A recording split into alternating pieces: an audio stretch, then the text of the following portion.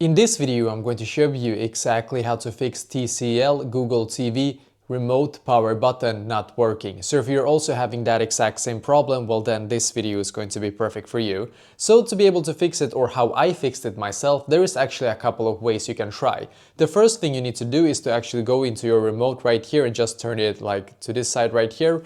And you can see right here, if you slide this one down here, you can see you have two batteries in here, right? So the first thing you can do is to just replace the batteries and see if that can actually fix this. Sometimes this will be able to fix it, just so you know, so I'm just going to put it back in here. And if it still is not working, it might be that your remote is not correctly paired to your TV. And to be able to pair it, you're just going to click on the OK button right here, but also on the home button simultaneously. So I'm just going to do so right now.